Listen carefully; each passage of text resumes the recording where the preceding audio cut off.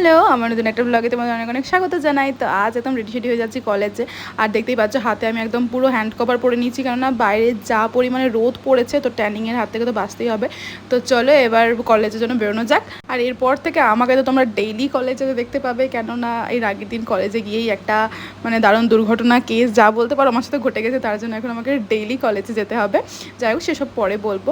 তো দেখা যাচ্ছে কলেজটাও না বেশ ফাঁকা ফাঁকাই ছিল, কি জানি কেন অত কেউ আসেনি, এত গরমের মধ্যে আর কলেজে আসা যায় বলো। আর তারপর আমি তো আমাদের ফার্স্ট ক্লাসটা করে নিয়েছিলাম, আর দেন ফার্স্ট ক্লাসের পর সেকেন্ড ক্লাসটা অফ ছিল, তো থার্ড ক্লাসের জন্য ওয়েট করছিলাম। এখানে সবাই মিলে আমরা বসে আড্ডা মারছিলাম আর লুডো খেলছিলাম। এই লুডোতে উইনার আমি হয়েছিলাম। আর বাড়িতে তো এসে দেখলাম পুরো হই হুল্লোড় অবস্থা, আমাদের নিচতলাতে আমরা ভাড়া থাকে তারা আজকে একটু ছোটো করে পার্টি দিচ্ছিলো, তো সেই পার্টির জন্য আজকে সবাই এসছে।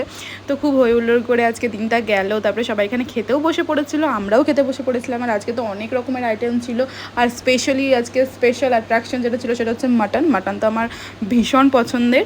তো তারপরে একটু ছাদে চলে গেছিলাম, সব গাছে জল দিচ্ছিলাম, কেন প্রচণ্ড গরম পড়েছিল আর গাছের গোড়াগুলো একদম শুকিয়ে গেছিলো। আর তারপরে দেখো এই বিকেলের ভিউটা কি সুন্দর লাগছে, তাই না? সূর্যটাকে দেখা যাচ্ছে না, দারুণ লাগছে।